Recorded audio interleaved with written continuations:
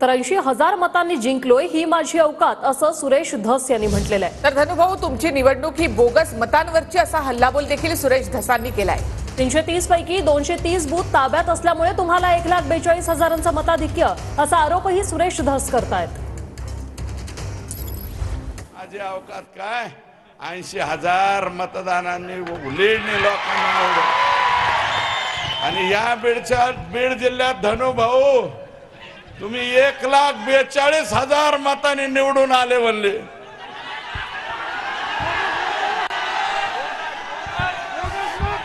शाही एकाने लावायची शाही.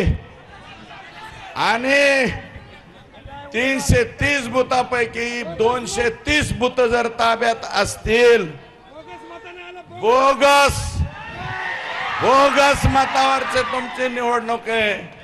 300 टिप्पर वाळूचे, 400-500 टिप्पर फुकाट राख्याचे. मी माहिती घेतली, राख कस काय उचलित आहेत ते म्हणले डायरेक्ट पिस्तूल घेऊन येत. अधिकारी म्हणतो इथं राख भरू नका, गोली मार द्यायची.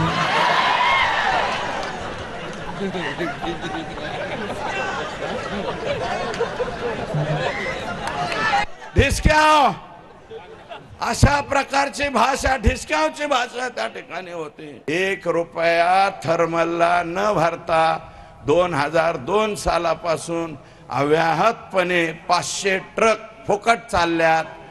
त्याचं उत्तर काय? मग पंकुताई 14 ते 19 तुम्ही होत्या, तुम्ही का बंद केल्या नाही? त्याचं कारण आहे की हे धनुभाऊंचं घर वर आहे, पंकुताईंचं घर खाली आहे. खाली हे सकाळी चहाला असतात आणि दुपारच्या नाश्त्याला वर असतात. आणि धनुभाऊ, पंकुताई, धनुभाईंनी तुमचं सगळंच काढून घेतलेलं तुम्हाला मिळच नाही लागलं.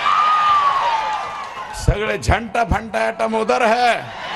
आणि हा सगळा झंटा फंटा ॲटम कोण सांभाळित होता? आका